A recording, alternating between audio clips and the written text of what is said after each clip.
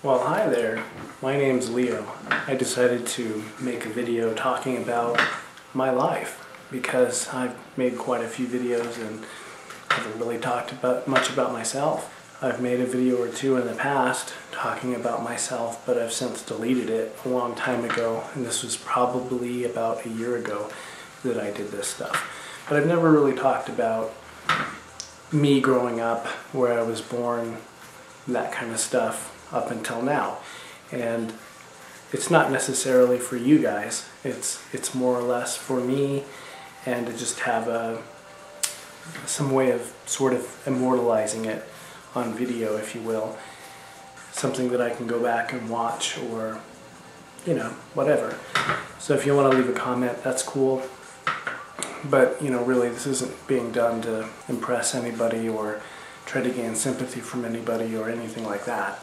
So I guess it all started out in Klamath Falls, Oregon, which is here. That's where I was born in 1983. Yes, I'm very old.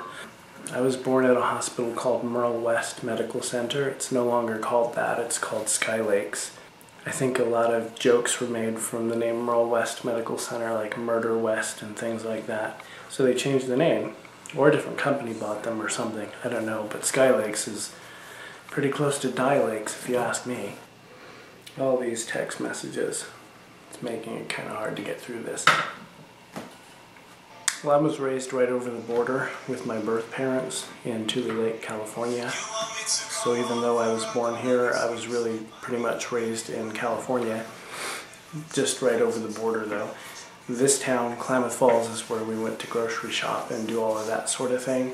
So it was always a familiar town to me, even though I never really lived here. Met one of my first really good friends when I was 7 years old, and he was 6. His name was Todd, and he grew up in this house, partially with me too. We became best buddies, and we still are to this day. He's my longest friend that I've known the longest, had the longest, and been through the most with. I had kind of a strange childhood in that my mom was a drunk and crazy, and my dad was always focused on trying to keep the family together. Well, around 1993 or so, he got sick with something that dealt with his lung, and he passed away in 1995. I was 11 years old, and when he was in the hospital, I was in this house just trying to get away from my mom, because she was too busy being drunk and inviting homeless people over to the house to drink and do stupid stuff like that. I didn't really feel comfortable. But shortly after the funeral, which was January 27th, 1995, my dad died January 23rd, 95. I went back to Tule Lake to stay with my mother. I had been out of school for a pretty long period of time, and just did the best I could trying to live life normally again as a 11-year-old kid who's just lost his father. It lasted for a little while. My mom was crazy and things were kind of strange. I remember going back to school and having all sorts of social worker people coming by and asking me if there's enough food in the house, and does my mom take care of me, and all this kind of thing. And at the time that they were doing it, I didn't really know why. Now I know why. They were kind of tuned into the situation that was going on, and they seemed to know things. April 23rd, 1995, exactly 3 months after my dad passed away. Doggies, woof woof. I came out into the living room from trying to sleep to intervene on this party that my mother was having with all of these drunk homeless people. And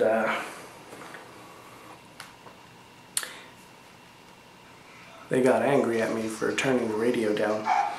I happened to have the house phone in my hand at the time and dialed 911 because I didn't want to deal with their crap anymore. And when my aunt pushed me down to the floor and started strangling me, and the cops were on the other line on the phone, and call got traced and they were on their way. Somebody pulled her off of me. I think it was my mom, I'm not sure. Anyway, I got put into foster care shortly after that. So, being in foster care, you know, a lot of people get a bad impression of it. My experience wasn't entirely all that bad. It was a Christian organization, foster care agency called Remy Vista, and it was in Siskiyou County, California. And my first foster home I was in for about 2 years. Then I went to a different one in 1999, and excuse me, I'm getting my years messed up here. First foster home I was in was from 95 to 97. The second one was from 97 to 99. Each one of these seemed to last about 2 years. The one in the middle is the only one that, the only household I still speak to. Ones that I actually consider my parents. And the last foster home I probably had the most freedom from. Living in. That one wasn't bad either. The first one sucked. The other two weren't bad. I got to see a lot of things and do a lot of things that, you know, I otherwise wouldn't have been able to do had I continued living with my mother in Tule Lake, of all places. So basically, you know, during all this foster care stuff, I was always told, well, you know, if your mother completes these treatment programs, then she'll be able to have custody of you and everything will be fine and dandy.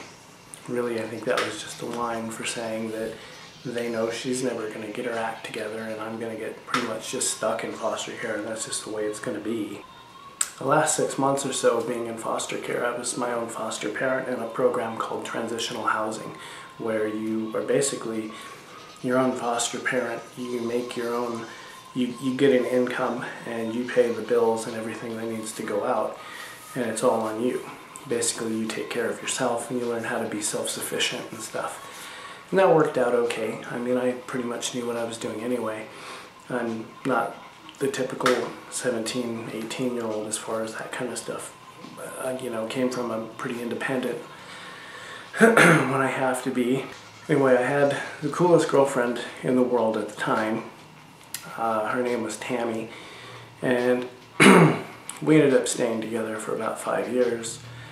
When I graduated from high school in 2001 from Wairika High, we went to Sacramento, California together and lived there for a while. And when that didn't work out, we moved back to Wairika, and after that to Medford, Oregon. After all of that, I was in another relationship that lasted about 6.5 years, and I moved all over the place from Medford, Oregon area to Redding, California, and ended up back here at Klamath Falls. I chose to move here to Klamath Falls. I didn't get stuck here. You know, a lot of people are like, they really feel like they're stuck here in Klamath Falls and they can't find a way out or whatever, but I chose to move here because there were a lot of nice feelings associated with the town for me, and you know, there was cheap rent too. Jobs weren't that bad when I came to live here. They are now. Jobs are an extreme rarity here in this town now. The last year has been one of the worst years of my life. It all started December 26th, 2010. A lot of stupid things happened, and I'm on probation because of it, and I will be until, well, the next few months. I have a lot of hurdles to jump through in the next few months to be able to get out from underneath the probation thing and be able to move on with my life. Around mid-October, I met a really cool girl online, and her name is Sarah. She's been like the best thing to have to happen to me in a really long time. You know, I've been in 2 very, very long relationships, long-term relationships, especially for my age and this day and age. I think, you know, when you can pull off a 5-year and a 6.5-year relationship, that you're doing pretty good. So for the last year, I've been pretty much battling it out on my own, struggling to not only be able to have a place to live, but in the last few months, just being able to get by, period. Because I lost my job in the first week of October. Having Sarah to be able to talk to about things is really helpful. Pretty much just the most awesome thing ever.